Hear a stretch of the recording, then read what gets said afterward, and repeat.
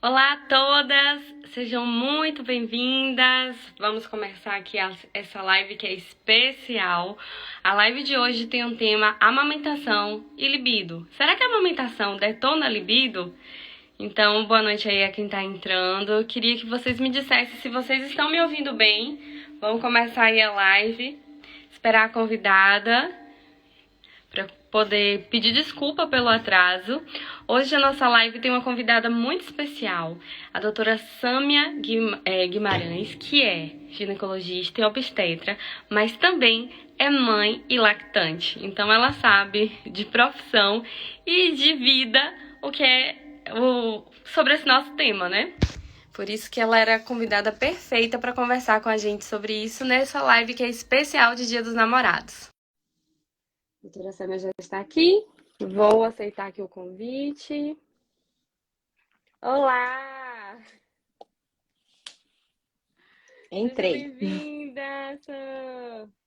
Tudo bem? Boa Tudo noite, bem? pessoal. Vamos bater esse papo e tirar as dúvidas de vocês de forma leve e espero ajudar nem que seja um pouquinho. Certinho. Enquanto o pessoal vai entrando, a gente já tinha conversado, né, pelo WhatsApp, mas eu queria publicamente me desculpar pelo atraso da nossa live. A mãe não tem um minuto de paz, né, Brasil? Preciso dizer para vocês o que é que aconteceu. Na última meia hora, na verdade, nos últimos 50 minutos, tudo aconteceu. Tava com tudo programado, tudo certinho. Até sair para treinar. Quando eu voltei, Tito estava com febre de 38,2. Vocês que são médicos não acham Travou 38,2 aqui para mim, febre. travou aí também, Mas amor? sim, eu tô contando que Tito, quando eu voltei do treino, estava com febre, só que de 38,2. Vocês não consideram febre, né? 38,2? Acho que a doutora Samia está travando. Vocês que estão entrando, me digam se estão conseguindo ouvir. Tô aqui tentando assinar para todo mundo. Os coraçõezinhos estão subindo, mas eu quero saber se vocês estão ouvindo, se o áudio tá chegando aí para vocês, se eu também tô travada ou só se Samia tá travada. Samia saiu. Vocês estão me ouvindo bem? Tá tudo bem? Me digam aí. Sim, como eu ia falando, a internet dela talvez esteja ruim. Bom, mas vocês me ouvem enquanto ela volta? Vou continuar aqui. Cheguei, Tito tava com febre, 38,2. Vocês consideram febre? A gente considera febre, né? A gente que é mãe acha que é febre. Então, Tito com febre. Aí eu fui dar peito para ele dormir. Ele não dormiu.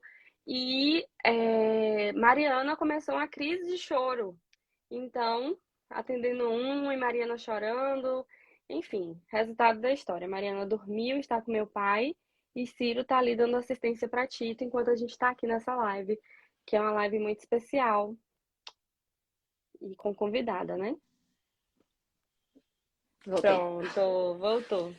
Sim, Sam, como eu ia falando, para uma mãe 38,2 é febre, né? Agora, para médico, vocês acham que é acima de 38,5, né? Não, eu sou mãe nessa hora. Para mim, 37,8 eu já tô taquicardia.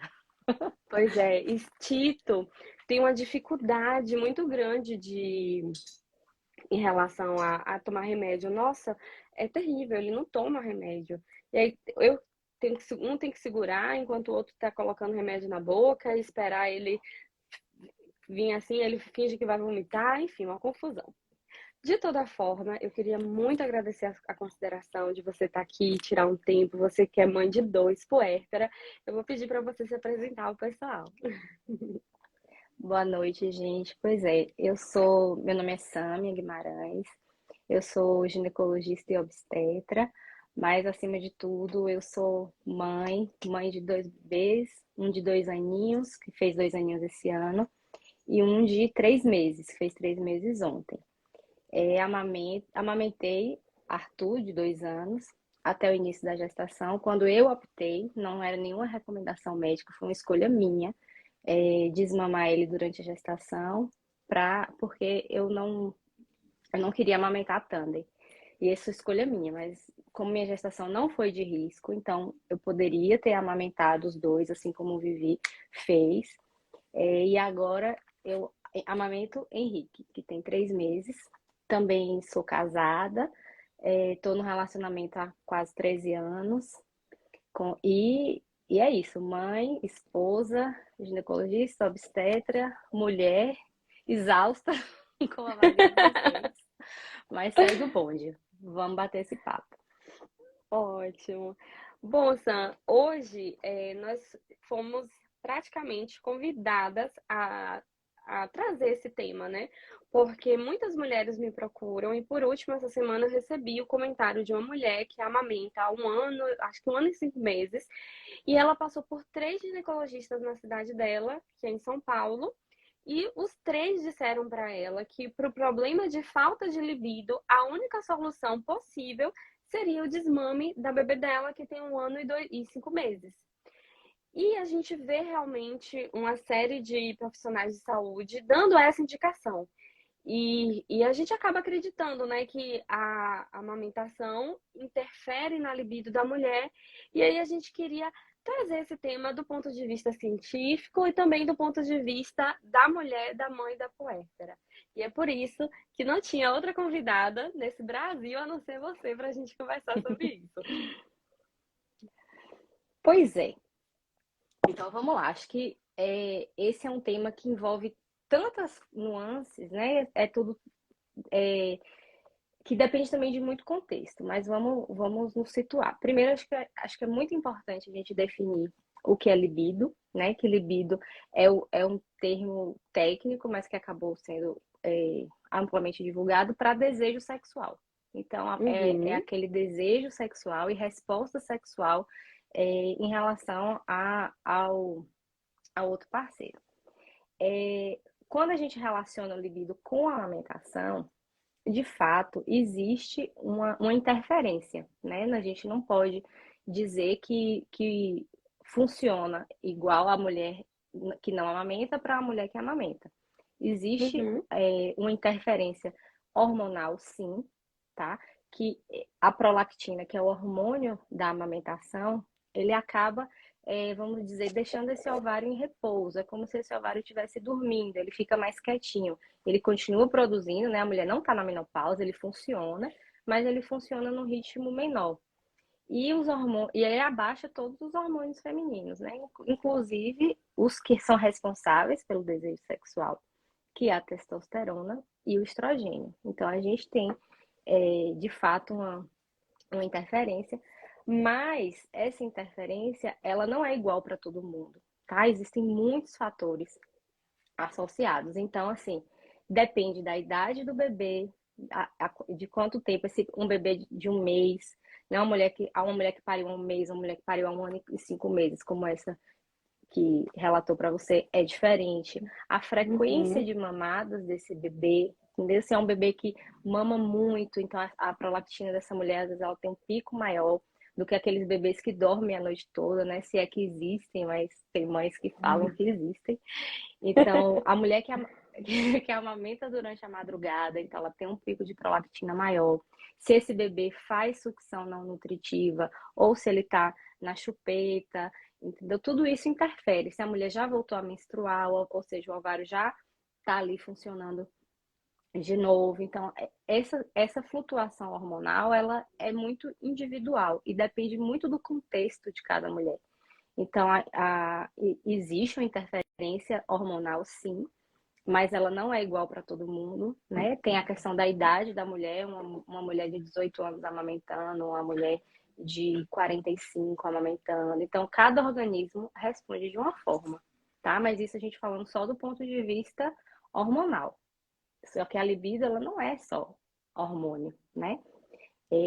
Eu já ouvi uma colega falando que a libido é como se ela fosse uma grande pizza, uma pizza família, com milhares de Uhum. fatias, sendo que a questão hormonal é apenas uma fatia dessa.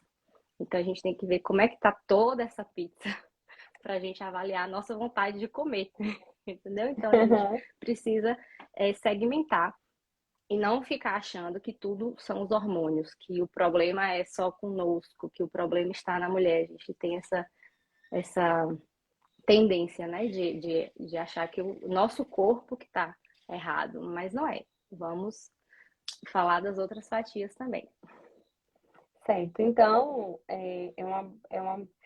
já a introdução já começa a dar para a gente algumas bandeiras, né, do que pode estar acontecendo.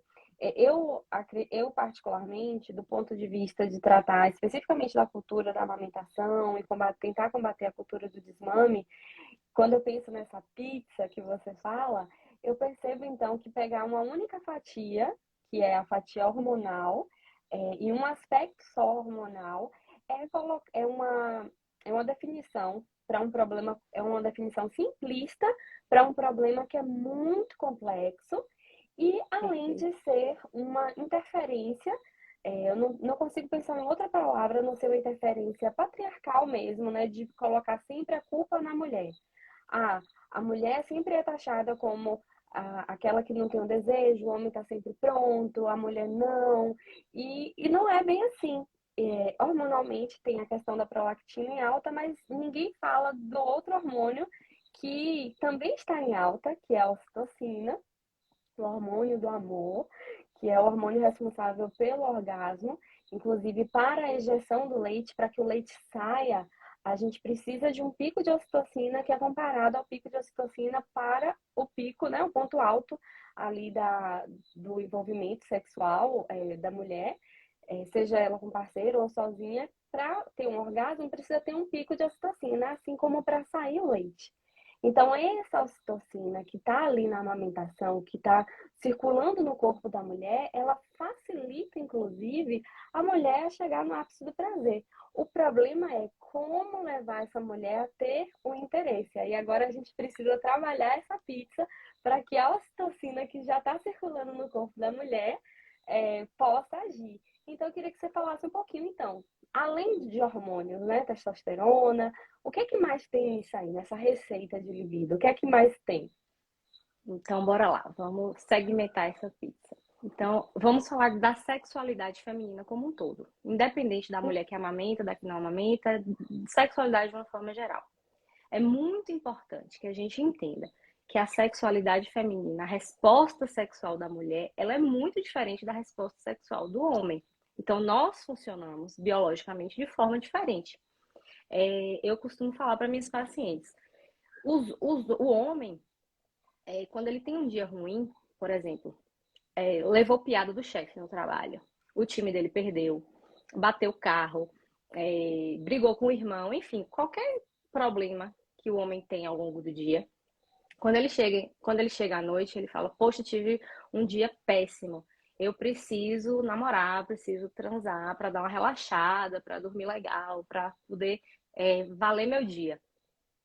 Agora inverte o papel. Pensa aí, nós mulheres, levando piada do chefe, filho com febre, filho chorando.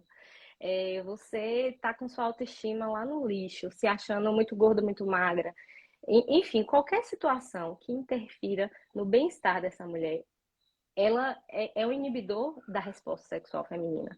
Então, a mulher, para ela ter um apetite sexual, para ela ter um desempenho sexual satisfatório, ela precisa estar confortável, ela precisa estar num ambiente que ela se sinta segura, ela precisa estar sem fatores estressores de sobrecarga de trabalho, sobrecarga doméstica, ela precisa estar com autoestima legal, ela precisa se sentir desejada pelo parceiro, pela parceira, ela precisa ser estimulada nas zonas erógenas corretas para ela, né? Porque não é porque todo mundo sente prazer em determinado local do corpo que eu também tenho que sentir. Então você tem que ter o seu autoconhecimento, você tem que saber o lugar que você gosta de ser tocada e passar isso para sua parceria, né? Porque também é muita responsabilidade a gente querer pegar o nosso prazer e despejar no colo do outro.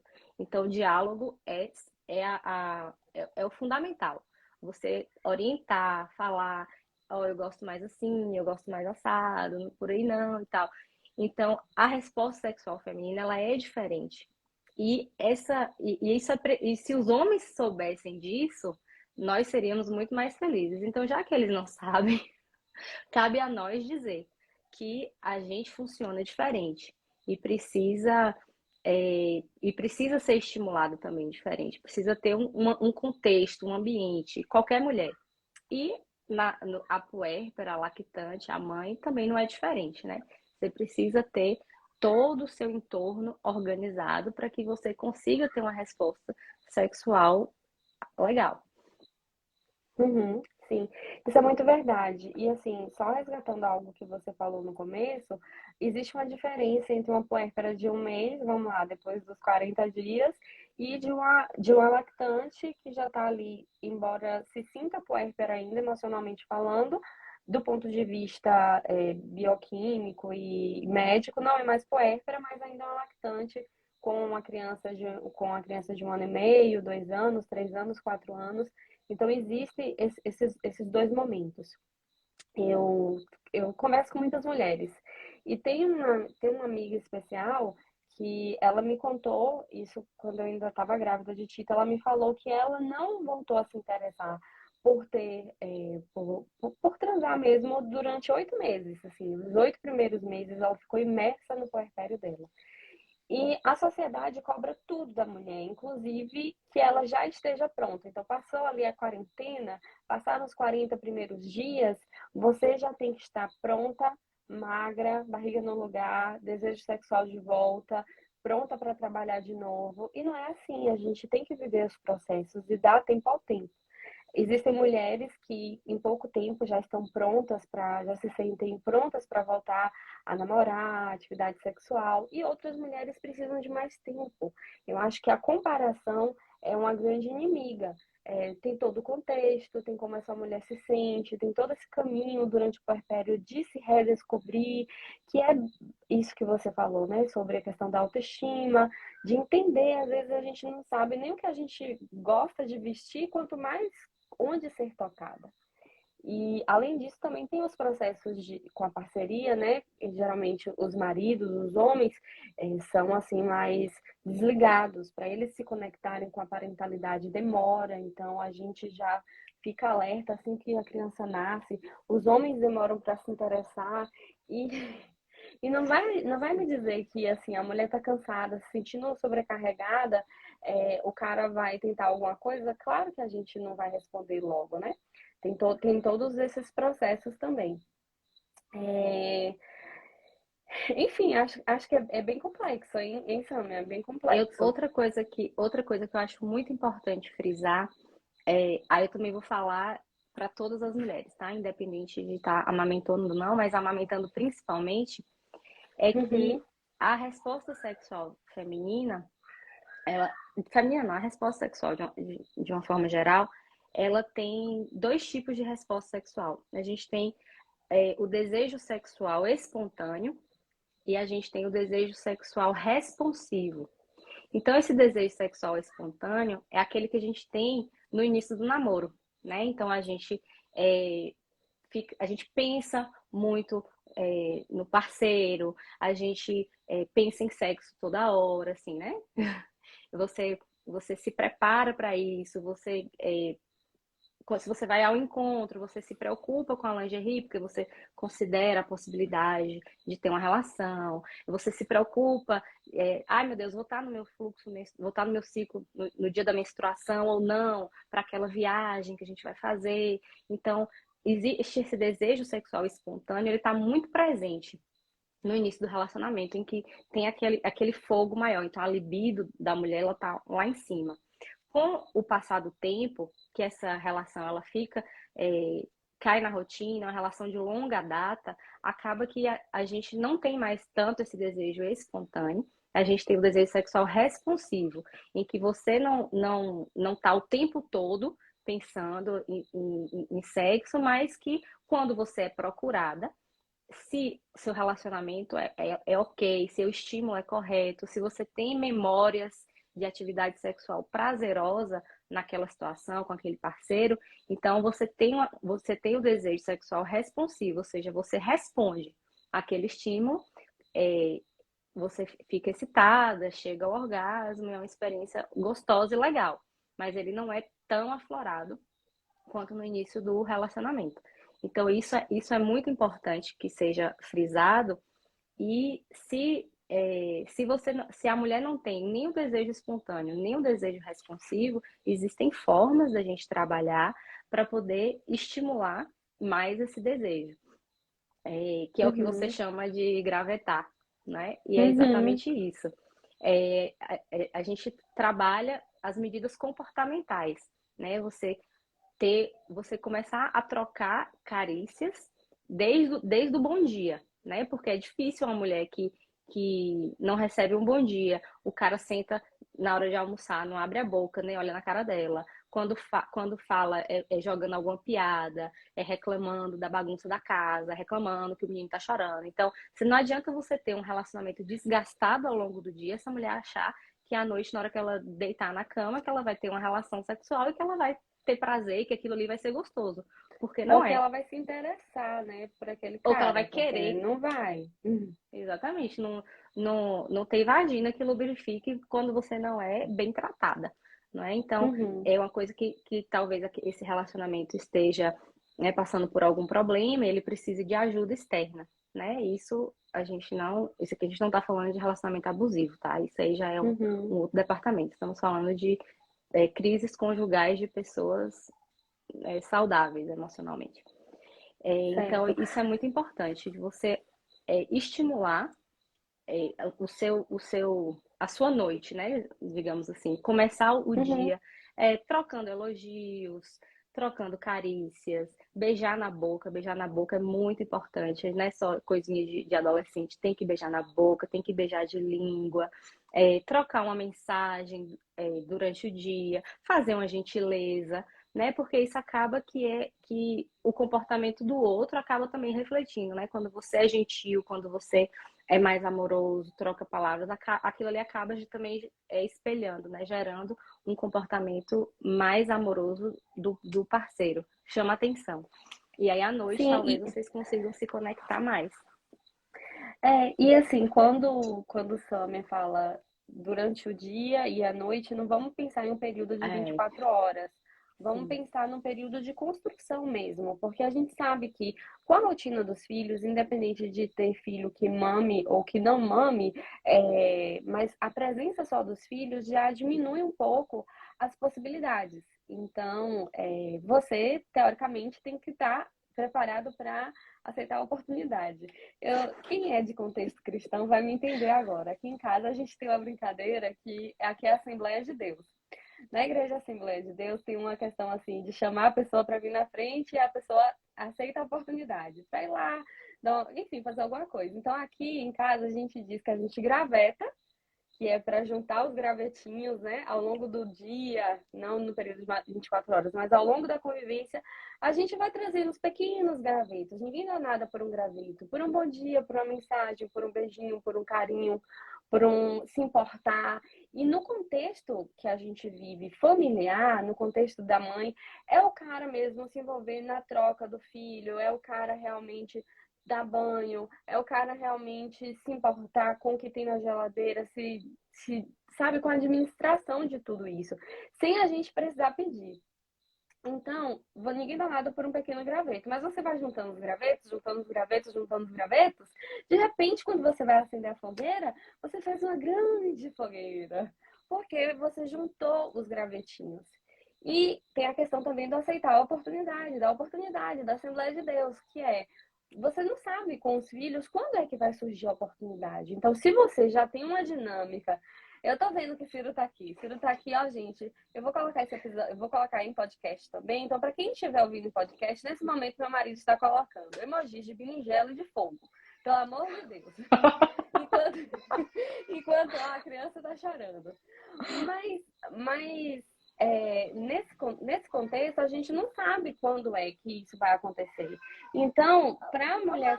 Oi, meu amor. Eu tava vendo você ali no celular. Foi, você tava? A Mariana já tá chorando? Tá. Vai lá ver o que ela precisa. Você já tá se sentindo melhor? Tá. Fala aqui pro pessoal que você tá se sentindo melhor. Você tomou remédio? Tomou? Ah, tomei um remédio. Enfim, e a gente não sabe quando é que vai ser a oportunidade, né, disso acontecer. Mas o que acontece? Samia chama de libido espontânea e o quê? Desejo espontâneo e desejo o quê, Desejo Samia? espontâneo e desejo responsivo. Responsivo. Daí o responsivo, cá nos meus termos, na minha cabecinha, eu vou chamar de desejo construído. Então, esse desejo, esse processo de desejo, é uma construção. É uma construção, né? A gente tem que construir isso. E outra coisa, entender que não vai ser igual. Não vai ser igual a quando não tinha filho, não vai ser igual a quando não tinha o bebê. Só para passar para as perguntas, eu queria até fazer um teste aqui com quem está na live, só para... Ó, eu abri uma caixinha de perguntas, Sam, e eu queria ver uma coisa, só para testar se vai aparecer o nome das pessoas. Eu acho que não vai aparecer. Ó, uma que não tem nada a ver com o tema, só para vocês me dizerem, tá aparecendo quem foi que mandou essa pergunta ou tá anônima? Pra você tá anônima, Sam? Aqui não apareceu nada para mim. Pra você não apareceu? Apareceu pra vocês uma pergunta? Pergunta dos stories. 4 meses de pós-parto, a queda de cabelo está intensa. Até quando é normal? Anônima, pronto. Tá anônima, então vou passar para as perguntas do tema. Ó, a primeira pergunta é: o que fazer para aumentar o desejo? Só tenho desejo 1 ou 2 vezes por mês. Então, vamos lá. Além de tudo isso que a gente conversou, né?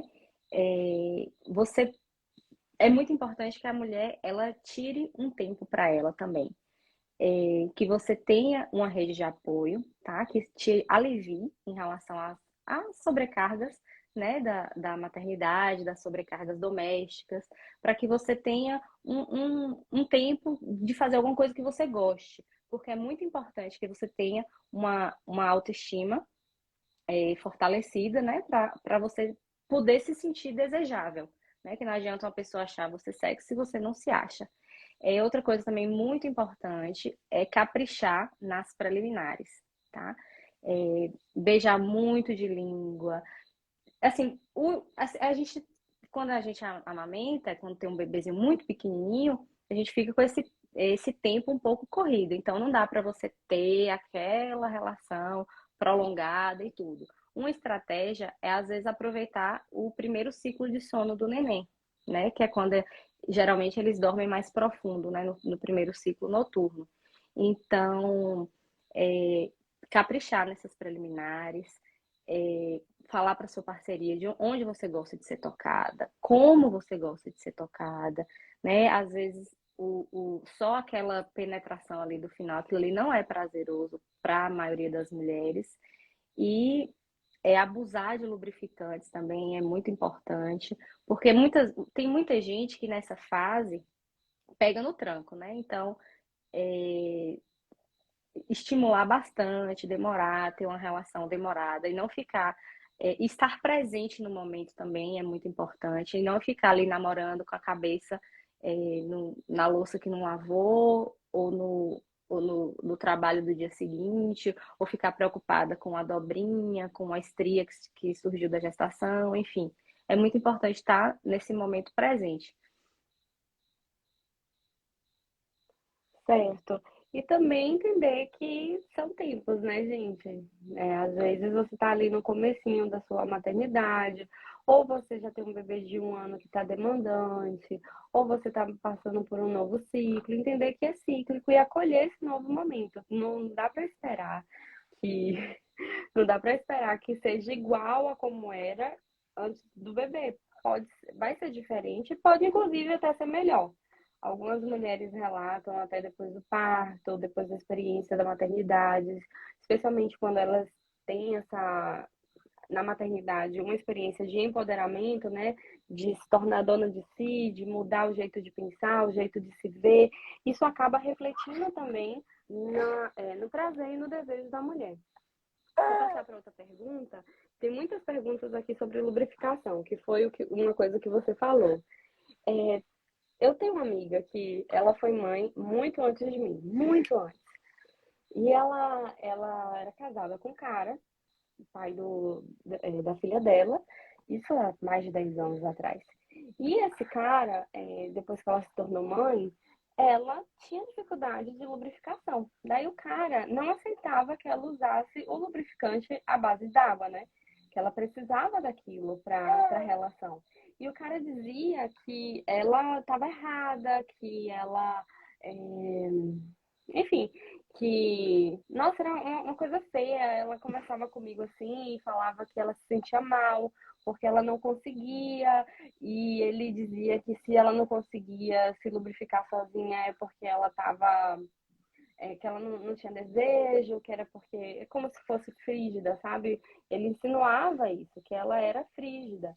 E eu acho que isso é muito em relação a mito, né? Isso é um mito muito grande. Além de ser É uma violência com agressivo. aquela mulher, é agressivo.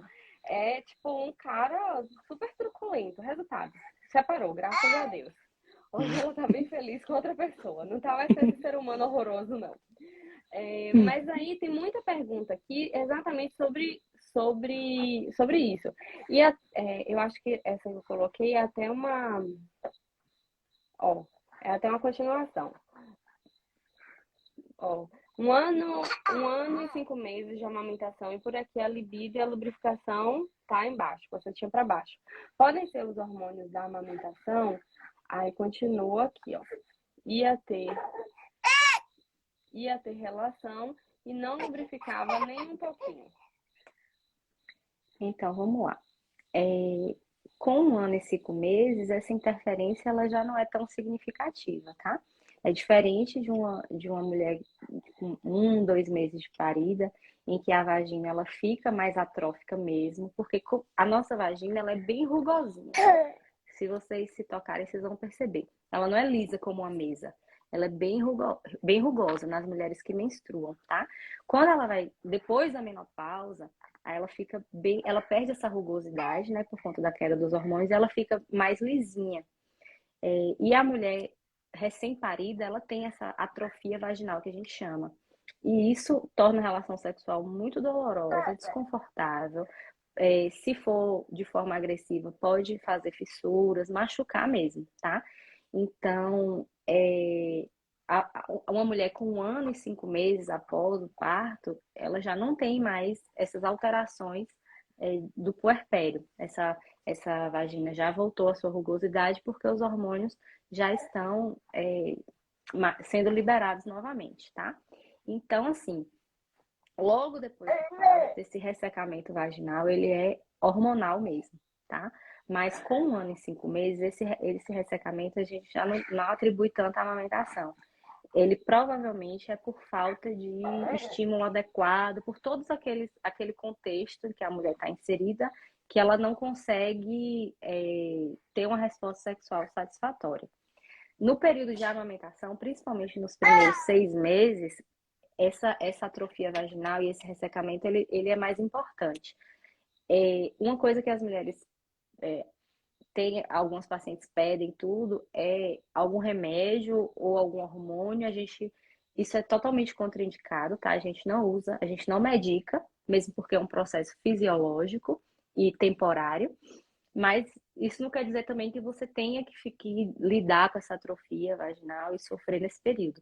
Existem algumas alternativas em que a gente pode usar não só os lubrificantes, mas os hidratantes vaginais, que ele hidrata essa mucosa, né? Ele deixa essa mucosa, retém água ali na mucosa vaginal, ela fica mais hidratada e protege, né, contra essas fissuras e trauma da penetração.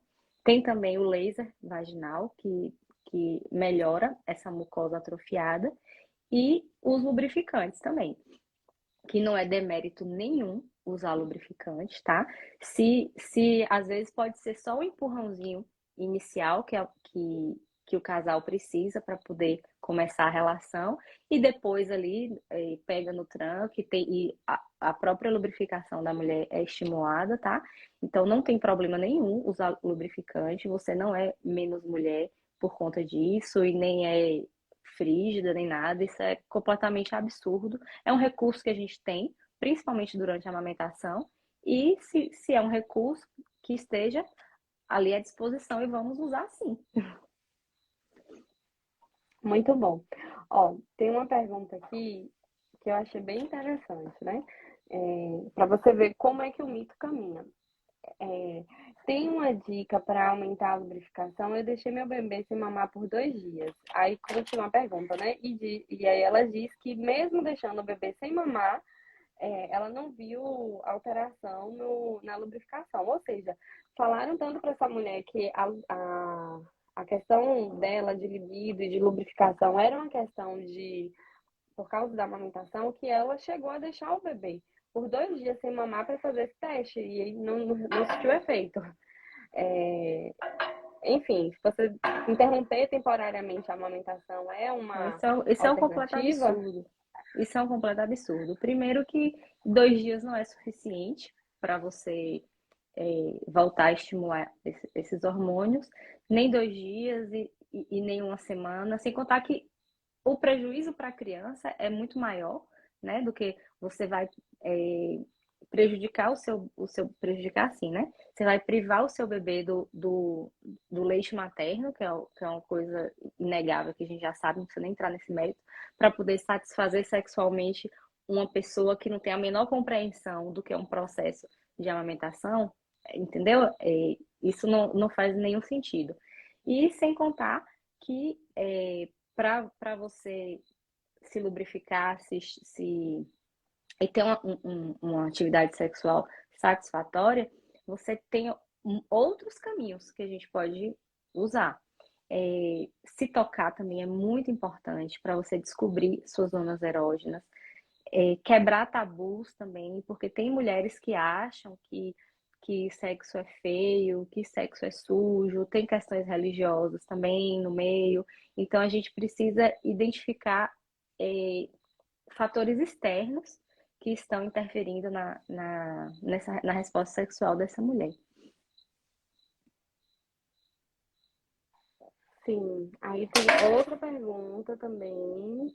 Olha, essa daqui. Meu bebê tem 3 meses, amamentação exclusiva, libido zero. Tem como resolver isso? Aí, Samia vai escrever um livro, uma tese de mestrado e doutorado só sobre como resolver isso. Como Eu resolver acho que é isso? basicamente a live toda.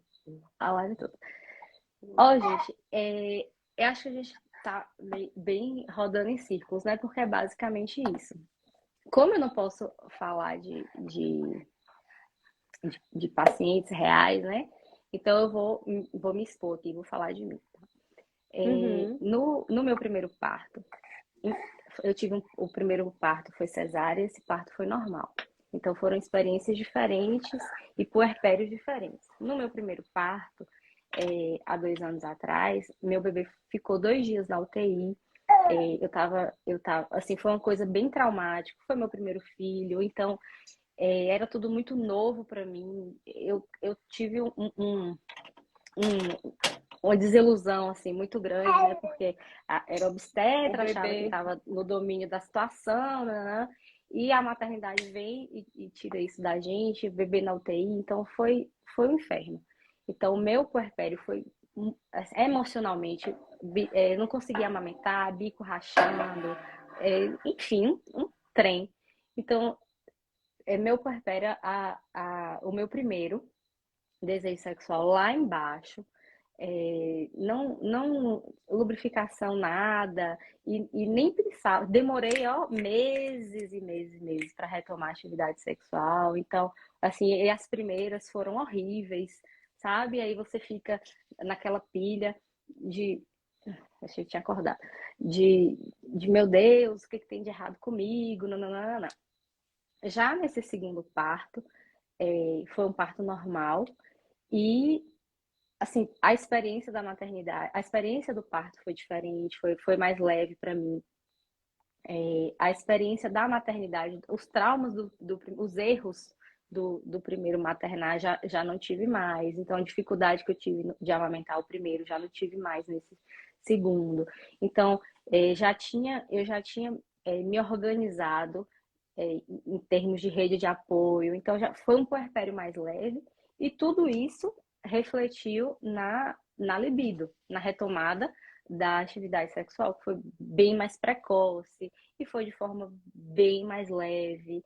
Então, assim, isso para dizer para vocês que não depende da via de parto, depende muito mais do contexto que a gente está inserido, de como está a nossa cabeça, de como está a nossa sobrecarga, nossa privação de sono, e de como está o nosso relacionamento conjugal, né? Porque muda muito, e não depende só da mulher, né? Depende de como esse cara está inserido na paternidade. Você olha para o seu marido, como é que você olha para o seu parceiro, para a pessoa que você tem?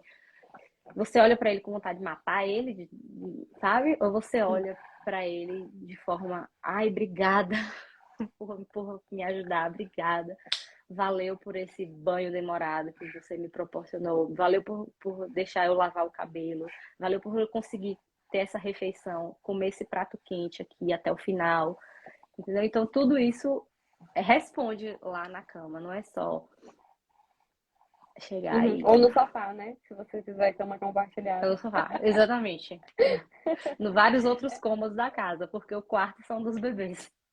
É, eu também tenho duas experiências completamente diferentes. Tito nasceu de parto normal, eu tive uma laceração no parto de Tito, mas no começo, logo quando o Tito nasceu, eu achava assim que tinha sido esplêndido o parto e tal. E eu me senti muito poderosa e com a autoestima lá em cima.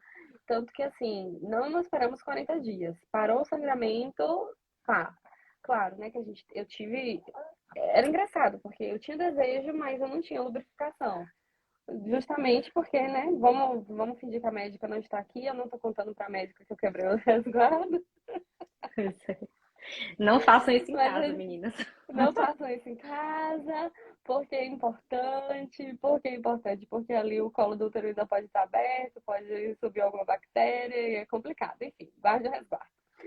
Beleza, aí então, assim, no começo foi bem bacana, os primeiros meses e tudo mais em relação a desejo, a cabeça. Em relação a corpo, o corpo ainda estava realmente se ajustando. Daí os lubrificantes ajudavam, os lubrificantes artificiais. Com o passar do tempo da maternidade, a partir de uns 6 meses, por exemplo, quando teoricamente o corpo já estava se readequando àquilo que deveria ser, aí a gente começou a ter um momento difícil, porque começaram alguns problemas. Eu voltei a trabalhar, então eu comecei a me sentir sobrecarregada, muito cansada. E aquele ajuste enquanto casal, isso dali contava muito, sabe? Tinha vezes assim que a gente tinha discussões e problemas, que eu olhava assim para si e falava, não, quero matar esse homem, não quero esse homem na minha frente, tira da minha frente agora. Então, assim, como é que você vai se interessar realmente por alguma coisa? Eu acho que no primeiro puerpério é muito desafiador, e os próximos também podem ser a depender da estrutura que você tenha, mas é muito desafiador porque você não sabe o que espera, de fato. Então, a gente teve muito isso. E dificuldades que caminharam 1 ano adentro, até 1 ano e 6 meses. Eu me lembro que com 1 ano e 7 meses de nascido de Tito, foi quando as coisas realmente melhoraram. E aí, quando eu voltei a menstruar com o Tito com 2 anos e 3 meses, tipo, tudo melhorou de uma vez só. Aí, realmente, as coisas se estabilizaram. Tinha a ver com os meus hormônios e tinha a ver também com o ponto de relacionamento que a gente tinha chegado. Com a chegada de Mariana, é engraçado, porque assim, embora sejam duas crianças, embora a rotina seja muito mais exaustiva, eu continuo trabalhando fora, eu continuo tendo outras demandas, mas eu acho que assim, a gente já tá tão. A gente chegou a ficar bem ajustado, que mesmo com duas crianças e menos oportunidades, parece que a fogueira tá maior. Eu achei engraçado, porque Sim, eu coloquei a pergunta que a pessoa falou assim, eu só tenho um desejo 1 ou 2 vezes no mês. Eu acho assim, pelo menos aqui em casa, se você tá com duas crianças, se você tem a oportunidade de concretizar isso 2 vezes ao mês, eu acho que é uma tá frequência ótimo. ótima. Então, assim, não acha que você vai ter uma frequência diária, porque você não vai estar. O importante não é sobre quantas vezes por semana, é sobre você ter parceria, você se sentir bem, se sentir satisfeita. Às vezes até você tá com vontade, mas não pode aquele dia porque não deu certo, não deu tempo, vocês não se encontraram. daí guarda aquilo ali para outro dia, e quando acontecer vai ser legal também. Eu acho que é preciso entender o momento. E, pelo menos na minha experiência, falando de mim, né, esse ajuste de rotina, essa sensação de segurança, que eu acho que você tem que ter uma sensação de segurança com você, e com você mesma, com o seu corpo, mas também com quem está ao seu lado, sabe? Quem está ao seu lado está te procurando não apenas para, enfim, para um momento, mas é uma pessoa que te traz segurança em todos os momentos. Eu acho que esse é o ponto principal. Então, você chegar no consultório Inclusive, médico e o médico dizer assim, ai, não, desmame, só vai melhorar se você desmamar. É colocar na mulher, ó, você está escolhendo amamentar, então você está errada. Porque se você não estivesse amamentando, você já estaria com desejo, enquanto é uma coisa muito mais complexa. eu diria que corre o risco de ficar um bebê desmamado e uma mulher sem vida sexual adequada, do mesmo jeito. Que eu Uhum. acredito que num contexto desse, desmamar não é a resposta, né? Inclusive, sobre a frequência de relação sexual, clinicamente falando, cientificamente falando, quando a gente vai falar de saúde sexual, a frequência, tantas vezes por semana, tantas vezes por mês, isso não entra na classificação, tá? A saúde sexual do indivíduo é o bem-estar sexual. Você pode ter relação todo dia e ter uma péssima saúde sexual, e você pode ter relação uma vez, duas vezes no mês, e se você se sente bem, se você se sente preenchido sexualmente falando dessa forma, não é a frequência que conta, e sim a qualidade. Outra coisa que eu também queria pontuar é que homens que são envolvidos no contexto da parentalidade de forma ativa, que assumem seu papel, né, na criação dos filhos, de filhos pequenos, eles são tão exaustos quanto a mulher. Então, esse cara, ele fica puérpero também, né? A disposição de um homem que está acordando de madrugada, porque o bebê que acorda de madrugada não necessariamente é fome, né? Às vezes ele quer uma acalento. Então, se o cara levanta de madrugada também e tem que trabalhar no outro dia e As tem que dar trocas banho, também, né? Troca de as fralda trocas de durante a fralda, madrugada. atender as cólicas, levar no pediatra, levar para dar vacina, e comprar fralda. Então, toda essa demanda de preparar a janta, porque a mulher está com o menino no peito e não pode mexer no fogão. Então, o cara que ele se envolve de verdade, a disposição também não é igual a antes de não ter filhos. Então, a gente precisa ponderar e não se comparar com como você era antes de parir ou como é a sua amiga parida, porque temos contextos diferentes. Sim, isso é muito importante. Você falou, eu já disse isso em outro lugar, que o cara vai estar igualmente exausto junto com a mulher. E só a termos de curiosidade, quando o cara se envolve na parentalidade, tem alguns estudos que indicam aumento de prolactina também no cara. Sim, Então, assim, quando sim. o Samia fala, o homem fica puérpero, ele fica puérpero real, ele tem uma alteração hormonal, ele tem uma alteração química, que vai realmente levá-lo a se envolver com a criança. E isso é muito importante, né? Você vê o seu. E outra coisa, você vê o seu companheiro puerperar junto com você, isso eu acho que acende todas as fogueiras. Quando a fogueira puder Exatamente. A ser libido fica acesa, lá em cima. Se os homens exatamente. soubessem o quanto a gente fica quando eles estão, Olha, a quando gente eles estão, admira a gente o admira. cara. Exatamente. Eu acho que Exatamente. admirar a parceria é um dos aspectos importantes para você se interessar. Então, se você admira aquele cara, você vai se interessar por ele. Tem a pergunta, né? O que fazer? Às vezes, gente, o que eu acho, né? Não sei se você também concorda, mas eu acho que às vezes, mesmo sem vontade, se você tiver a oportunidade, se você tiver envolvida com aquele cara, eu não tô falando assim, você não tá gostando do homem, o homem não te interessa em nada, enfim, mas vocês têm um relacionamento bacana, mesmo que você não tenha vontade, às vezes aceitar as carícias iniciais isso daí já te conduz.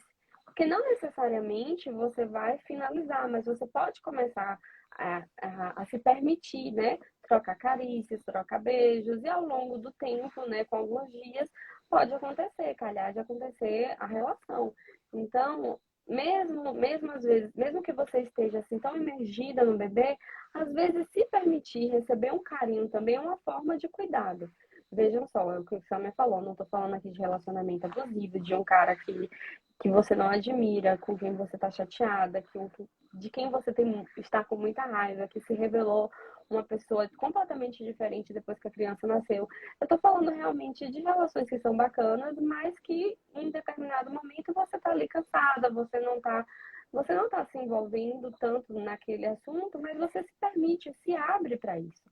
Porque a gente tem que observar que o puerpério ele é um casulo no qual a mulher se fecha e chega um momento que ela vai sair. Então, às vezes, sair um pouquinho do casulo é importante, desde que isso não seja se desrespeitar. Nunca faça se desrespeitando, sabe? Tipo, você tem vontade de se abrir para aquilo, embora você não tenha vontade, você não tenha libido. Pode acontecer da libido vir. Então, isso às vezes acontece também, né, Sâmia? O que é que você acha a respeito disso? Sim, isso é o que a gente falou lá, o termo técnico para isso, que é o desejo responsivo, né? Que é Uhum, quando a mulher ela não tem a iniciativa, mas ela responde a estímulos, não é isso? uhum. Então, é bem por aí mesmo. É uma Tem opção. tem uma outra pergunta aqui que entrou na live, e essa pergunta é inédita. Essa tá aparecendo o nome, não tá, gente? Me diga se tá Tá, anônima ou se tá aparecendo o tá nome. aparecendo o nome, eu vi agora, Pronto. da mini Tomar pílula. minipílula pode aumentar a falta de libido? Então, os anticoncepcionais hormonais, eles bloqueiam o ovário, né? Então, eles interferem no ciclo hormonal da mulher e eles podem interferir, sim. Só que essa interferência, como a gente já falou aqui, ela é só uma das fatias da pizza. Então, e não existe receita que seja igual para todo mundo. A gente vai ter mulheres que usam anticoncepcional e tem uma resposta sexual lá em cima, a libido lá em cima, porque por mais que o anticoncepcional esteja bloqueando essa produção hormonal dela, ela tem estímulos sexuais da parceria, do contexto, ela se acha bonita, ela se acha gostosa, ela o parceiro ou a parceira sabe estimular ela de forma adequada. Então, mesmo usando anticoncepcional, essa mulher vai passar por todas as fases do desejo, da excitação e do orgasmo, independente do anticoncepcional. Agora, vai ter mulheres que não usam anticoncepcional, como a gente falou aqui na live, mulheres que não usam anticoncepcional e não têm desejo, não têm excitação e não chegam ao orgasmo. Então, não é cartesiano, assim, usou anticoncepcional, não vai ter libido. Porque, como a gente falou aqui, são muitos fatores que interferem na libido feminina. Certo. Tem outra pergunta aqui direto da live. Ai, só um minuto. Apertei o botão errado. A libido retornou junto com a menstruação, mas estou com perturbação ao amamentar. Tem relação? Acho que essa é para você. Então, Tem experiência. Sim, muita experiência com perturbação na amamentação. A perturbação da amamentação tem muitos aspectos, assim como a libido também. Para quem não sabe, a perturbação na amamentação é uma sensação de angústia, de desgosto, enquanto está amamentando. É diferente, eu preciso só fazer uma diferenciação técnica do DMER. O DMER é uma... Como é que chama, Samir? Eu acho que é disfagia ou não, tem outro nome. Mas assim, quando o corpo libera o hormônio da ocitocina para a injeção do leite, a mulher sente uma tristeza profunda. Então, essa é uma causa, assim, é como se fosse uma doença mesmo, disfunção hormonal, que é tratada, inclusive, com medicamento. Mas a perturbação na amamentação é uma angústia. durante o processo de amamentar, não só quando o leite sai. Então, você quer que a criança pare de mamar, às vezes você tem pensamentos agressivos em relação ao bebê, você tem vontade de apertar o bebê, de bater, de machucar. Então, isso é Principalmente na a madrugada, né? perturbação, sim, na amamentação. E a perturbação na amamentação tem algumas causas. A primeira delas é o cansaço. Então, se você está muito cansada, se você está sobrecarregada, se você está esgotada, você pode sentir perturbação ao amamentar. E a outra causa é hormonal. Então, a menstruação tem sim, pode ter uma relação com a amamentação, com a perturbação da amamentação. Em alguns momentos do ciclo, a mulher sente essa perturbação. E aí existem algumas técnicas, né, para ajudar nesse processo de perturbação. Se você identifica que você está com perturbação na amamentação, tem que identificar o gatilho. É cansaço? Ou é um momento do seu ciclo menstrual, que aí é hormonal? O que é que pode ser feito? Essa mulher pode descansar, tem gente na rede de apoio, essa parceria está junto para pegar esse bebê, tentar ninar, distrair esse bebê, encurtar a mamada. Tudo isso pode ser feito para ajudar nesse processo de perturbação na amamentação. E aí precisa identificar o gatilho, se for no momento próprio do ciclo, passa por aquilo dali aquele mês e acabou. Eu tive bastante na gestação, o problema eram os hormônios da gestação, não tinha o que fazer, só esperar. Então o Ciro foi muito presente nesse momento para mim, em relação a me ajudar a controlar Tito, a estar com Tito. E depois, agora, quando eu amamento os dois, às vezes eu tenho também perturbação na amamentação e está mais envolvido aos meus processos de cansaço e de exaustão física. E a mesma coisa, a rede de apoio, a parceria é importante nesse momento. Então, sim, pode ter relação com a amamentação, com a menstruação, processo de perturbação na amamentação, e pode não ter. Mas é como se, é tudo, enfim, da mesma forma que a perturbação advém de vários aspectos, tem uma pizza para perturbação de amamentação, tem uma pizza para construção da libido. Adorei a pizza, viu, Sônia? E basicamente, aquilo que soluciona e que ajuda a perturbação na amamentação é a mesma coisa que ajuda na construção da libido. São processos. Gente, amamentar é tabu falar, mas amamentar faz parte dos direitos e do exercício dos direitos reprodutivos da mulher e sexuais. É parte do processo da sexualidade feminina, a amamentação. São hormônios que estão envolvidos, hormônios tipicamente femininos. E a gente precisa falar disso, mas sem tabu. Até para que a gente entenda, por exemplo, algumas vezes vai acontecer da criança atrapalhar. Aí você pausa, lava a mão, volta, amamenta, tenta passar por aquele momento e quem sabe até continuar depois. É direto que acontece. Direto.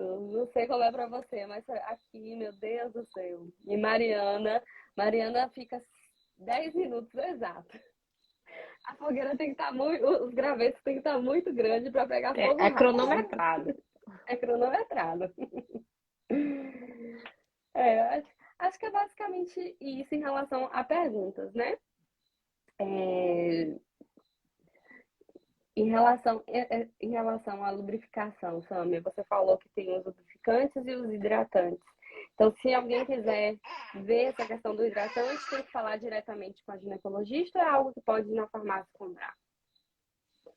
Assim, os hidratantes, eles não têm contraindicação, não, tá? Pode usar, pode ir na farmácia e comprar. Tem várias marcas, tá?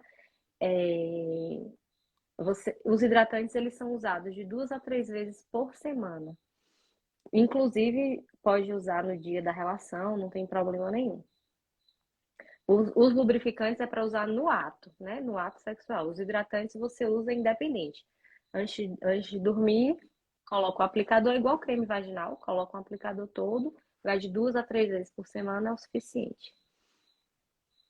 Eu usei nesse puerpério, eu não usei justamente porque a gente não precisou, porque foi muito mais legal, enfim. não tive tanta alteração. Mas no meu primeiro puerpério, que foi um puerpério bem punk, eu usei os hidratantes no desespero, na tentativa. Não vi muita diferença, não, viu? Vou ser sincera pra você, não fez muita diferença, não. Mas, como a gente conversou, provavelmente porque eu não estava bem em nenhuma das minhas esferas. Então, não ia ter hidratante que resolvesse. E também tem a opção do laser vaginal, que o laser é feito no consultório, tem um custo um pouco mais elevado, mas é uma opção também. Bacana. Eu acho então que se a gente não tem mais dúvidas, quero pedir para a doutora Sâmia deixar aqui as últimas palavras para a gente ir se despedindo. Pois é, gente. E é basicamente tudo isso que a gente conversou, que a libido feminina, ela exige muitos fatores. Não é o que a gente quer ouvir, né? Porque quando a gente tem um problema, a gente quer uma pílula, um creme que resolva, uma fórmula mágica, mas infelizmente a resposta sexual feminina ela é muito complexa e está mais relacionada com o contexto que essa mulher está inserida, né? Se ela está num contexto que não é favorável, que é sobrecarregado, que a parceria não é compreensiva, não exerce a paternidade. Então, tudo isso fica muito mais difícil e nosso corpo não responde. Quando a nossa cabeça não está legal, nosso corpo não funciona. Então, infelizmente, a gente não tem uma pílula que resolva, nem um creme que resolva.